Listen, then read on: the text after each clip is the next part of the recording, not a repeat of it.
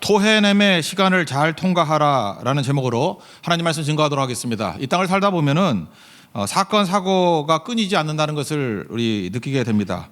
그런데 그 사건 사고가 일어났을 때 이해되는 것도 있지만 우리 인간의 머리로 이해가 안 되는 것들이 있습니다. 왜 저 어린아이가 무슨 죄가 있다고 저런 죽을 병에 걸렸나? 또 왜 선량한 사람이 저런 어려운 일을 당하는가? 또 믿음 좋은 가정에서 왜 저런 시련이 있는가? 우리가 이해가 됩니까? 그 욥의 친구들과 똑같습니다. 이해가 안 돼서 자꾸만 원인을 찾게 되는 일들이 벌어지게 된다라는 것입니다. 예수님 당시에도 빌라도가 통치할 때 갈릴리에서 아마 학살 사건이 있었던 것 같습니다. 그 절기였던 것 같은데 절기 때마다 이스라엘 사람들이 다 모이지 않습니까? 1년에 3차례씩. 그래서 어떤 때는 절기 때 양을 잡을 때 22만 마리 양을 잡았대요. 그래서 예루살렘 시내에 그 막 피가 가득 흐를 정도로, 근데 거기에 피를 섞었다. 그러니까 무슨 얘기입니까? 명절 기간에 학살했다라는 거죠. 짐승의 피하고 사람의 피하고 막 섞였다. 학살했다라는 것을 이렇게 표현하고 있습니다. 갈릴리 사람들은 옛날부터 저항이 굉장히 강했던 사람들입니다. 그러니까 아마 저항하는 일들이 벌어졌던 것 같아요. 그랬더니 학살하는 일이 벌어졌다는 것입니다. 그때 몇몇 사람들이 와서 예수님께 묻습니다. 이게 도대체 누구 책임이냐? 아마도 기대하기로는 민족적인 어떤 시각이 있기 때문에 빌라도를 나무라 주기를 원했을 것 같기도 합니다. 그러나 예수님은 능력 있으신 분이니까 또 학살당한 사람이 숨은 죄가 있기 때문에 그런 거 아닌가. 그래서 그런 것들도 아마 기대했던 것 같습니다. 그래서 둘 중에 하나라는 거예요. 빌라도를 비난하든지 아니면 니네가 모르는 죄가 있기 때문에 심판의 의미로서 뭐 저런 일이 벌어졌다. 이런 대답을 기대했던 것 같습니다. 이 사람들의 특징이 무엇입니까? 객관이죠, 객관. 우리가 객관적인 거 되게 좋아하는데 객관이라는 것이 한자를 그냥 있는 그대로 풀면 뭐죠? 객. 손님의 눈이죠. 객관. 손님의 눈 아니에요? 손님의 눈으로 보라는 거죠. 우리 객관 되게 좋아하는데 뭐든지 손님의 눈으로 보면은요, 나하고 관계 없는 거 아니에요. 구경꾼의 눈 아닙니까? 그래서 객관이 좋기만 한 게 아니라는 거예요. 그때에 예수님 말씀하시는 게 뭐냐면 객관이 아니라 주관, 네 눈으로 보라는 거예요. 네 눈으로. 그게 남의 일이 아니라 나 자신에게서도 벌어질 수 있는 일이다라고 생각하면서 나에게 적용시키는 것이 더 중요하다라는 것입니다. 왜 저 일이 나에게는 일어나지 않았는가? 이렇게 물어야 된다는 거예요. 나는 왜 안 죽었는가? 이걸 물어야 된다는 거예요. 그러니까 나로부터 찾아야 된다. 이것을 예수님께서 말씀하고 있습니다. 1, 2, 3절 한번 읽겠습니다. 시작. 그때 마침 두어 사람이 와서 빌라도가 어떤 갈릴리 사람들의 피를 그들의 제물에 섞은 일로 예수께 아뢰니 대답하여 이르시되 너희는 이 갈릴리 사람들이 이같이 해 받음으로 다른 모든 갈릴리 사람보다 죄가 더한 줄 아느냐? 너희에게 이르노니 아니라 너희도 만일 회개하지 아니하면 다 이와 같이 망하리라. 그리고 묻지도 않았는데 예수님이 당시에 시사성이 있는 또 하나 사건을 얘기합니다. 실로암 망대 사건이에요. 아마 실로암 망대가 무너졌는가 보죠. 그래서 18명이 죽었습니다. 그때에 그것도 마찬가지라는 거예요. 그 사람들이 뭐 죄가 있기 때문에 죽었다 이렇게 생각하지 말고 그때 그것이 나에게도 벌어질 수 있는 일이다라고 생각하라는 거예요. 나하고 연결시키라. 왜 나는 죽지 않았나? 이걸 물어야 된다라는 것입니다. 4절 5절 읽겠습니다. 시작. 또 실로암에서 망대가 무너져 치여 죽은 18사람이 예루살렘에 거한 다른 모든 사람보다 죄가 더 있는 줄 아느냐? 너희에게 이르노니 아니라 너희도 만일 회개하지 아니하면 다 이와 같이 망하리라. 우리는 사건 사고를 만나게 될 때 이게 손님의 눈을 가지고 잠깐 원인을 찾습니다. 그리고 남의 일이라고 생각한다라는 거예요. 근데 오늘 성경이 우리에게 보여주는 예수님의 메시지가 무엇입니까? 항상 나에게 물어야 된다는 거예요. 그러니까 핵심이 뭐죠? 내일이라고 생각하면서 죽음을 맞이할 준비가 되어 있느냐, 이게 핵심이에요. 이런 사건들을 보면서 내가 죽음을 맞이할 준비가 되어 있는가? 그럼 이 땅에 지금 우리가 살아있는 이유는 뭐죠? 기회를 주는 거죠. 그 다음 얘기가 쭉 나옵니다. 무화과나무를 심었는데 열매를 기대했는데 열매가 안 생겨요. 3년을 기다렸습니다. 그래도 열매를 안 맺더라고요. 그래서 가가지고 주인이 찍어내버리라 그랬더니 옆에 있는 그 농부가 뭐라 그러죠? 1년만 참아주세요. 그러니까 다시 주어진 1년이 있다라는 거죠. 그러니까 우리가 살아있는 이게 목적이 무엇입니까? 다시 주어진 1년이에요. 다시 주어진 1년. 뭐 해야 됩니까? 열매 맺어야 된다라는 거예요. 8절과 9절 한번 읽어보겠습니다. 시작. 대답하여 이르되 주인이여 금년에도 그대로 두소서. 내가 두릅하고 걸음을 줄이니 이후에 만일 열매를 열면 좋거니와 그렇지 않으면 찍어버리소서 하였다 하시니라. 그러면 오늘 적용 메시지 첫 번째 이거예요. 항상 우리에게 다시 주어진 1년이죠. 시간 앞에 서야 된다는 것입니다. 오늘 중요한 메시지예요.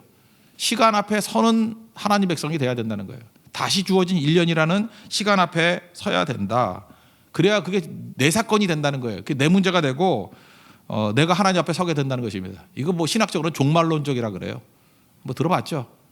내 시간이 제한적이라는 거예요. 다시 주어진 1년밖에 없다라는 거예요. 인생이 다 그런 거 아닙니까? 인생이 70이요 80이잖아요. 뭐 사건 사고 나면 더 빨리 가는 거고. 그러니까 이게 주어진 기회라는 거예요. 다시 주어진 기회. 내가 죽음 앞에 섰을 때 죽음을 맞이할 준비가 되어 있는가, 이걸 물으라는 것입니다. 하나님께서 우리에게 시간을 주신 이유가 뭐예요? 바로 이거죠. 내가 누구인지를 물어보는 거예요. 사람은 참 묘합니다. 시간 앞에 섰을 때만 내가 누군지를 물어요. 시간 앞에 섰을 때만 내 자신에 대한 인식이 생긴다는 거예요. 그러지 않으면 정신없이 살아갑니다. 돈 앞에 서면은 자기가 누군지 모릅니다. 권력 앞에 서면은 자기가 누군지 몰라요. 인기 앞에 서면은 정신 다 잃어버렸습니다. 인기 찾아다니느라고 내가 누군지 몰라요. 그러니까 자기를 모른 채 살아갑니다. 정신없이 살아가요. 이거 중독이라 그러잖아요. 중독돼서 살아간다고. 근데 묘한 게 뭐냐 하면 시간 앞에 서면은 내가 보이고 하나님이 보입니다. 그래서 하나님께서 우리에게 시시때때로 시간 앞에 서게 만드는 거예요. 그러지 않으면 중독된다니까요. 톡시시티라 그러죠. 이게 중독이다 그러죠. 독이 다 퍼져가지고 이게 죽는지도 모른다고요. 죽어가고 있는데 그것도 모른다는 것입니다. 그래서 주님께서 우리에게 맨날 말씀하시는 게 뭐예요? 시간 앞에 서라는 거예요. 다시 주어진 1년 앞에 서라는 거예요. 그러면 내 자신을 인식하게 될 것이고, 나를 인식한다는 게 뭐예요? 하나님을 인식한다. 영혼을 인식한다. 그렇게 살아간다는 것입니다. 하나님은 영원부터 영원까지 계신 분 아니에요. 시간 앞에 제한된 내 자신이 하나님 앞에 서게 되면 나를 인식하게 돼요. 나 아무것도 아니라는 거. 그리고 하나님 앞에 서야 된다는 거. 난 티끌이라는 거. 흙으로 돌아가야 된다는 거. 그리고 하나님의 심판이 있다라는 거. 반드시 우리가 시간 앞에 서야 된다는 것입니다. 교만이라는 게 뭡니까? 나를 모르는 게 교만이에요. 겸손이 뭡니까? 나를 아는 게 겸손이에요. 나의 뭐라는 거죠? 나의 제한적인 존재라는 거. 티끌이라는 거. 하나님 앞에 서야 된다는 거. 죽음 앞에 서야 된다는 거. 그게 나를 아는 거예요. 그거 알지 못하면 어리석은 거죠. 좀 뭐하고 사는 거예요 지금. 우리 인생이라는 게 얼마나 짧은지 아십니까? 그리고 얼마나 간단한지 알아요? 누가 이렇게 호흡을 딱 막아가지고 한 5분만 숨 못 쉬면 죽는 거예요. 그게 인간이라는 것입니다. 그래서 시간의 목적은 겸손함이에요. 시간 앞에 선다는 것은 겸손함이라는 것입니다. 그 겸손함에 서야 중독에서 벗어날 수 있다라는 것입니다. 이 말씀을 듣는 사람 가운데 그런 사람이 있죠. 아니 모든 해석을 갖다가 사건 사고를 다 나에게만 적용하면 너무 개인적인 접근 아니냐? 예, 맞습니다. 개인적인 접근입니다. 기독교는 개인적인 접근이에요. 거기서부터 시작하는 거예요. 나를 만나야 됩니다. 자기 인식을 해야 되고 하나님을 인식해야 됩니다. 그래서 꺼지지 않는 불을 만나야 돼요. 그래야 비로소 사명을 향해 나아가고, 그래야 비로소 세상을 향해 나아가는 것입니다. 이게 1차적으로 되지 아니하고는 중독된 사람의 인생이라니까요. 정의를 외친다고 정의로운 사람이 아니에요. 자기도 모르는 거 떠드는 거예요. 선을 외친다고 선한 사람 아니에요. 그냥 있을 법한 얘기들을 하고 있는 거예요. 하나도 가슴에 와닿는 얘기들이 아닙니다. 우리 그러고 살아간다라는 것입니다. 그러므로 시간 앞에 서는 것, 이게 중요한 거죠. 욥을 보십시오. 욥의 시련의 목적이 뭐예요? 시간 앞에 서는 거 아닙니까? 자기 고난 때문에 제한된 시간 앞에 서고 죽음 앞에 서고, 그때 하나님 진짜 만나잖아요. 전도서 쭉 읽어보시면 마지막 장 12장 1절에 보니까 청년의 때 창조자를 기억하라. 이유가 뭐예요? 그러면은 아무 낙이 없다고 할해. 죽기 직전이 되기 전에 그렇게 먼저 하라고요. 그래야 시간 앞에 서야지만 청년도 가치 있는 인생을 산다, 그 얘기 아니에요? 전도서 12장 1절 2절 요약입니다. 그러니까 시간 앞에 설 때만 비로소 자기를 인식할 수 있고 하나님을 인식할 수 있고, 그리고 이 제한적인 시간 앞에 서야만 비로소 내가 중독에 빠져 있다는 걸 깨닫게 돼 있습니다. 헛된 인생을 살고 있다는 걸 깨닫게 돼 있다는 거예요. 이게 1차적인 목적입니다. 그리고 두 번째, 중독됐으니까 해독 과정이 필요한 거죠. 우리 어떻게 해독을 해야 될 것인가? 우리 속에 있는 것이 이게 쏟아져 나와야 된다는 것입니다. 예수님 제자들이 손 안 씻고 밥 먹는다 그러니까 와가지고 막 시비 걸죠. 왜 손도 안 씻고 밥 먹냐고. 그러니까 입으로 들어가는 게 더러운 게 아니라 속에서 나오는 게 더럽다 그러죠. 우리 속에 뭐가 있어요? 어떤 데 더러운 게 다 있습니다. 자기 신념, 자기 확신, 자기 생각, 자기 세계관. 그러니까 개똥철학이 다 있다고, 머릿속에. 자기 나름대로 경험이 있고. 그래서 그거 있어가지고 그 위에다가 하나님 말씀이 들어가고 그 위에 꺼지지 않는 불이 들어갈 수가 없다라는 거예요. 사실은 그거 빼내는 시간이 모세의 시간이죠. 40년 동안 광야에서 그거 다 빼내라고 시간 다 보냈다라는 것입니다. 확고한 자기 생각이 무서운 거죠. 그래서 이 해독 과정, 이 빼내야 되는 것을 보여주기 위해서 회당장 모델이 나오죠. 회당장 만납니다. 거기서 예수님께서 기적을 하나를 베푸시죠. 안식일 날 병자를 고치지 않습니까? 원래 안식의 목적이 뭡니까? 안식일 내용이 출애굽기 20장에 한번 나오고 신명기 5장에 또 한번 나오잖아요. 십계명이. 근데 출애굽기 20장에 나오는 개념에서는 안식일은 복 주시는 날이에요.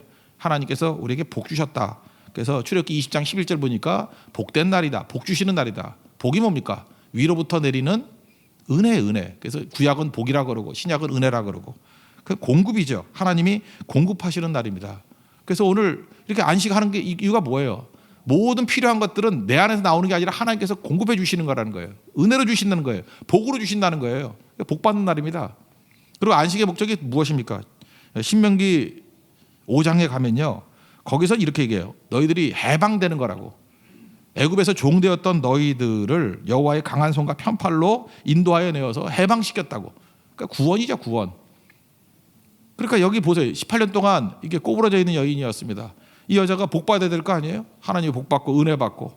구원이 뭐예요? 꼬부러져 있으면 펴지는 거죠. 병 들었으면은 병이 낫는 거죠. 가난하면 그저 먹고 살게 만드는 거죠.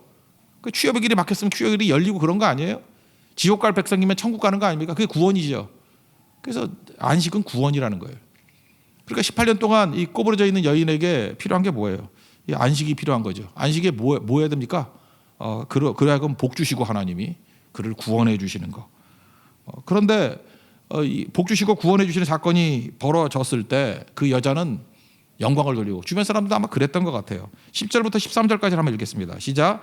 예수께서 안식일에 한 회당에서 가르치실 때 18배 동안이나 귀신 들려 앓으며 꼬부라져 조금도 펴지 못하는 한 여자가 있더라. 예수께서 보시고 불러 이르시되 여자여 내가 내 병에서 놓였다 하시고 안수하시니 여자가 곧 펴고 하나님께 영광을 돌리는지라. 그러니까 안식일에 해야 될 일을 하신 거죠. 안식일은 복 주시고 안식일은 해방시키고 구원해 주시는 날이기 때문에 이게 구원 아니에요. 이게 해방 아니에요. 근데 회장장은 화를 냈답니다. 화를 내면 누구에게 화를 냈겠어요? 이렇게 기적을 행하시는 예수님께 화를 낸 게 아니라 무리들에게 화를 냈대요. 왜 그러냐면 야 이렇게 고침받으려고 그러면은 6일 동안 와서 고침받지 왜 안식일에 와가지고 고침받느냐? 일하지 않아야 될 안식일에 고침받냐? 그러니까 고침받는 것조차 일로 생각한 거예요. 이런 바보가 있어요. 그죠? 안식일의 목적이 뭔지도 모르고. 왜 그러죠? 자기가 생각하는 안식일은 뭐냐 하면 일 안 하는 거예요. 노는 거예요. 노는 거. 그러니까 여기 핵심이 나오죠. 일 안 하는 거. 그렇게밖에 이해를 못하는 거예요. 출애굽기에 나오는 축복이란 개념도 이해를 못하고 신명기 5장에 나오는 구원이란 개념도 이해를 못하고 이건 뭐죠? 그냥 자기가 생각하는 안식일 개념이에요. 그냥 아무것도 안 하는 거. 그런 것들이 전통으로 쭉 내려왔거든요. 잘못된 거지만 뭐 그렇게 전통으로 내려오니까 그게 옳다라는 거예요. 그러니까 자기 틀에 맞지 않냐니까 무리들에게 화를 냅니다. 예수님께 화를 못 내고 그죠? 무리들에게 화를 내는 거예요. 왜 지금 왔냐고. 14절부터 17절까지 한번 읽겠습니다. 시작.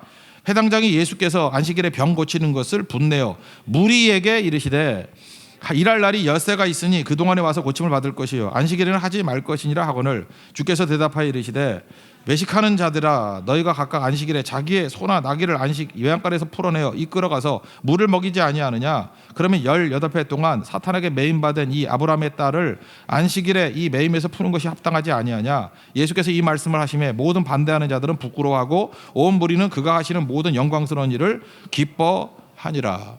그러니까 봐라, 너희들 안식일에 그 소나 뭐 양 같은 거 물 먹이지 않느냐, 뭐 빠지면 건져내지 않느냐.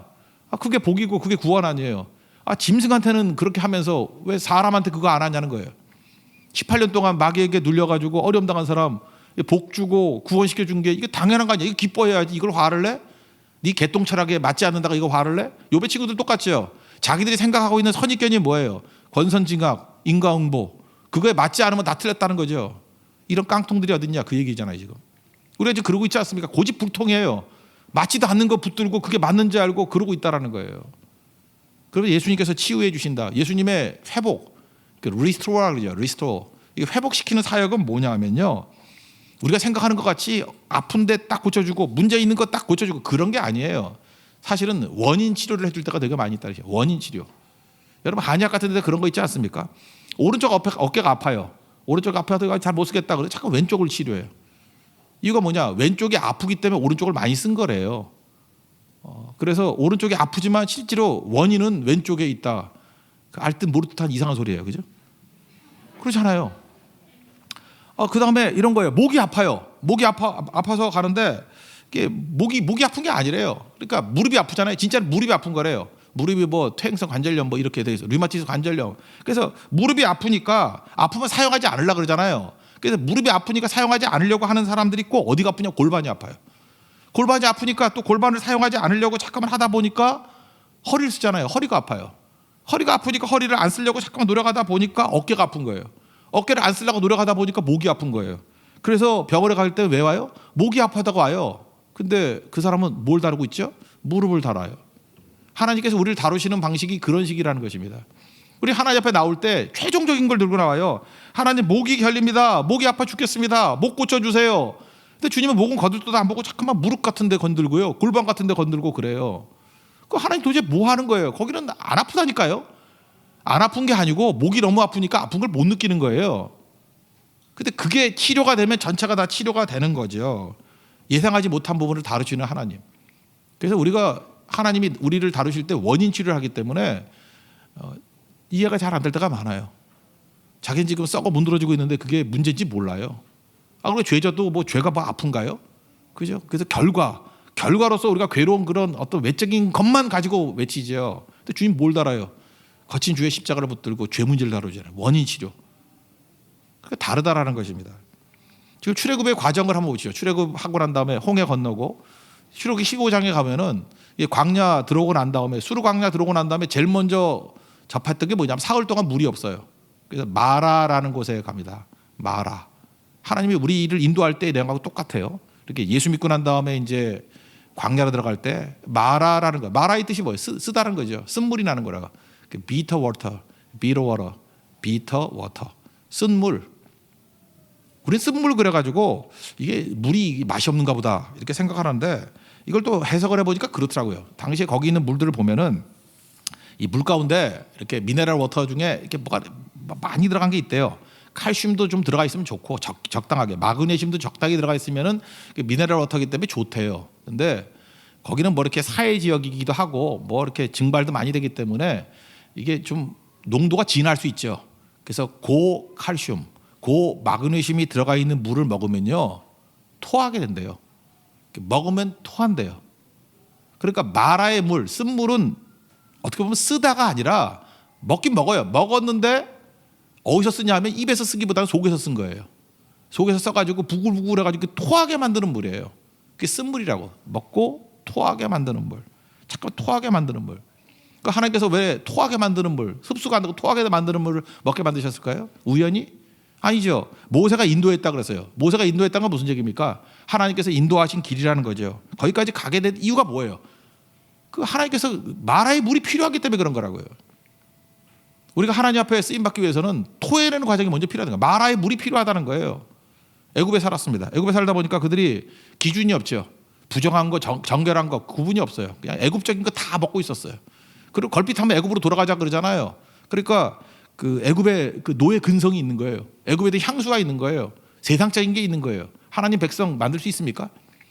출애굽기 19장에 가면 하나님의 백성으로 언약 백성 되는 언약식이 있는 거 아시죠? 19장 되기 이전에 첫 번째 단계가 뭐예요? 마라의 쓴물을 통해서 토해내는 게 필요하다고.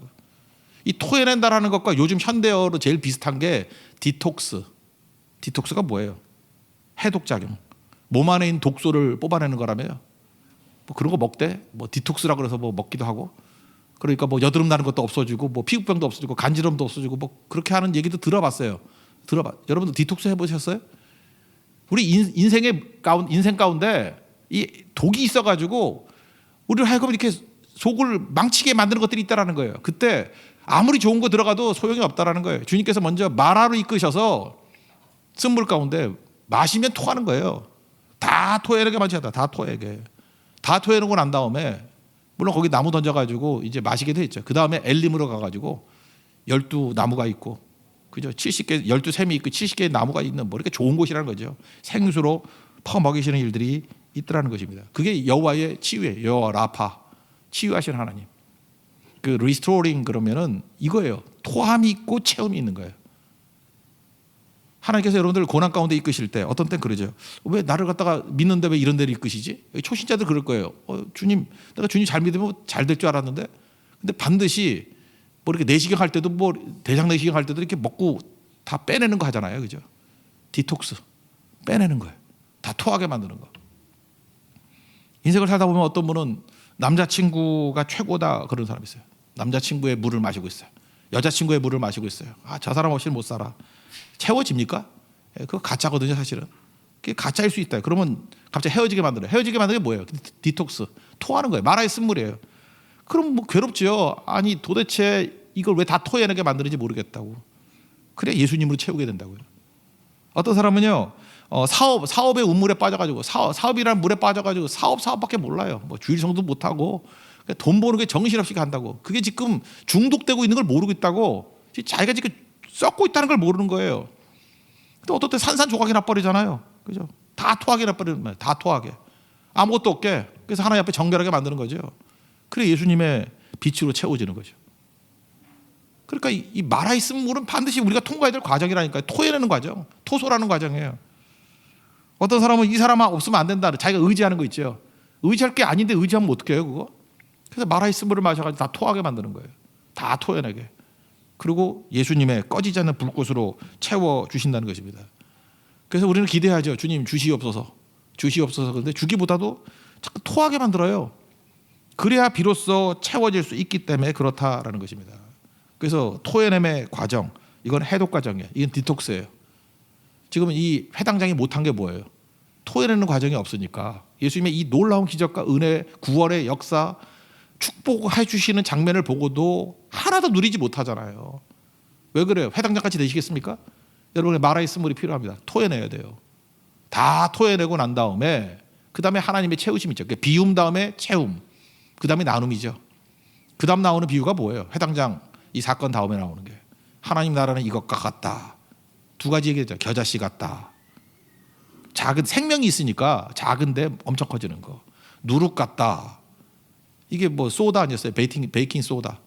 그러니까 밀가루가 많은데 이 베이킹 파우더 소다라고 그러나요? 뭐 파우더 그런 거 집어넣으면 누룩 집어넣으면 영향력 다 퍼지지 않느냐. 잘 봐라. 이렇게 다 토해내고 난 다음에 생명이 들어가기만 하면 크기 문제예요. 작은 겨자씨가 엄청난 나무가 되고 미리한 개 누룩이 전체를 다 변화시키는 영향력을 갖게 된다. 이게 하나님 나라다. 그런 얘기예요. 그래서 크기 갖고 싸우지 말고 잘 토해내고 생명 품게 되면 승리하게 된다. 그 얘기입니다. 18절부터 21절까지 읽겠습니다. 시작. 그러므로 예수께서 이르시되 하나님 나라가 무엇과 같을까? 내가 무엇으로 비교할까? 마치 사람이 자기 채소밭에 갖다 심은 겨자씨 하나를 같으니 자라 나무가 되어 공중의 새들이 그 가지에 깃들였느니라. 또 이르시되 내가 하나님의 나라를 무엇으로 비유할꼬? 마치 여자가 가루 서마을 속에 갖다 넣어 전부 부풀게 한 누룩과 같으니라 하셨더라. 오늘 메시지 아시겠죠? 하나님께서 우리에게 주시는 말씀입니다. 우리 객관하면서 이 말씀이 내게 적용이 안 되는 거예요. 손님의 눈으로만 잠깐만 쳐다봅니다. 그러니까 남의 얘기예요. 근데 모든 사건 사고 벌어지는 모든 일 나에게 적용시키라는 거예요. 제일 중요한 게 뭐예요? 죽음을 맞이할 준비가 되어 있는가? 그러면 우리에게 다시 주어진 1년밖에 없습니다. 그게 시한부 인생이라는 거예요. 제한적인 인생이라는 거예요. 시간 앞에 서면은 자신을 인식하게 됩니다. 하나님을 인식하게 돼요. 그래서 내가 중독에 빠져 있다는 걸 깨닫게 돼요. 이게 1차적인 거. 그래서 해독 작용이 무엇입니까? 주님께서 우리를 해독시켜 주십니다. 광야의 첫 번째 길이 토해냄이에요. 토해냄의 시간을 잘 통과하십시오. 그리고 주님께서 엘림으로 채워주시고 그다음에 나눔이 있는, 나눔이 뭐예요? 그 부흥이죠. 겨자씨의 부흥, 누룩의 부흥, 그런 거 허락해 주신다는 것입니다. 오늘도 그 주님 만나서 하나님 앞에 정결하게 쓰임받는 우리 믿음의 신실한 종 되기를 축원합니다. 자리에서 일어나겠습니다. 마라나타 찬양하겠습니다. 마라나타.